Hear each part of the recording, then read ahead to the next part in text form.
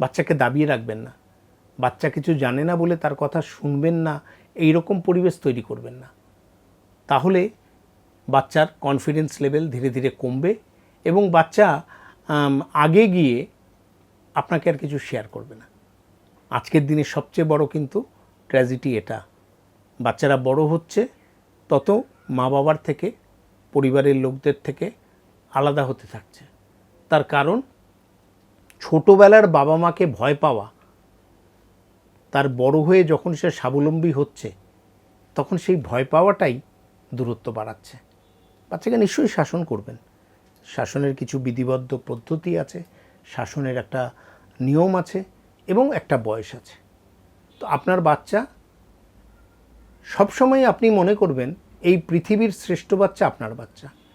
আপনি যদি আপনার বাচ্চার জন্য পজিটিভ হন, আপনার মধ্যে যদি আপনার বাচ্চার জন্য পজিটিভ ভাইব বেরোয়, তাহলে আপনার সারাউন্ডিং, আপনার পরিবার, আপনার আত্মীয়, আপনার যারা নেইবার, তাদের মধ্যে থেকেও আপনি আপনার বাচ্চার জন্য পজিটিভ ভাইব পাবেন।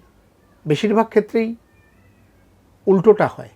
আমরা মনে করি আমাদের বাচ্চারা যোগ্য নয়, আমরা তাদের উপর চিৎকার করি, তাদের ভালো মন্দ বলতে থাকি, সামান্য ভুলে আমাদের সেই নেগেটিভ ভাইব বাচ্চার মধ্যে ধীরে ধীরে চলে যায় এবং আমাদের সারাউন্ডিংস যারা আছে, আমাদের আত্মীয়, পরিবারের লোক, প্রতিবেশী, তাদের মধ্যেও সেই নেগেটিভ ভাবটা থাকে এবং তারাও বাচ্চার সম্বন্ধে নেগেটিভ ভাবা শুরু করে।